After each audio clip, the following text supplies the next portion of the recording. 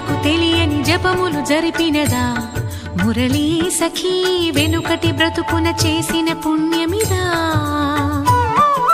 తనువును నిలువున తొలిచిన గాయములే తన జన్మకి తరగని వరముల సిరులని తలచినదా కృష్ణాని